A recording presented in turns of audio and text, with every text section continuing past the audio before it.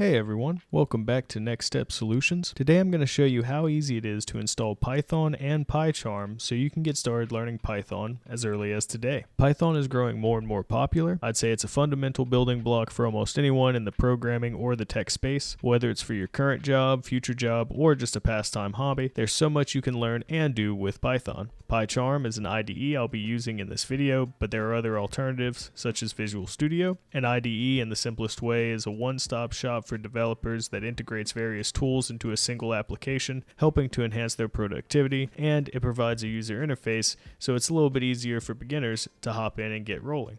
Hopping straight into it, let's go grab our installers. There are two links to both Python and PyCharm's official pages in the description below. First, we'll go grab our Python installer from python.org. Let's go to our downloads folder and run the installer. Make sure to check the two options, use admin privileges when installing py.exe and add python.exe to path, then select the standard install now option. Once the installation completes, if you see an option to disable max character length for file names, select this and then click finish. Now we should be able to open a command prompt and confirm Python is installed, or just type Python into our search and we can now see it.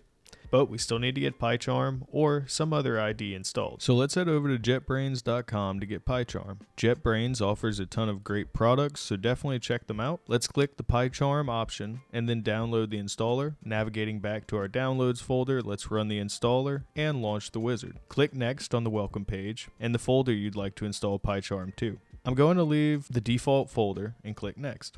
On the installation options section, I would select the options to create the desktop shortcut, update path variable, and under the create association section, select the .py option. If you're going to be working with other file types, you may want to select the other options as well, depending on your use. Then click next and then install. Once the installation completes, you now have PyCharm and Python installed and you're almost ready to start your Python journey.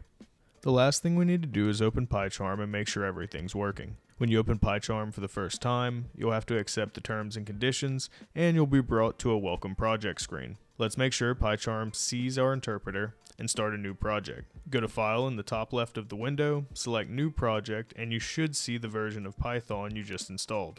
In my case, it's 3.14. Let's create a new project, and I'll run a simple print command for Hello World, and we can see our output down below. From here, the sky's the limit. I've been working on a homebrewed chess game in my Python environment, but with AI and technology today, your imagination really is your only limit. And as always, guys, thank you for joining me here at Next Step Solutions.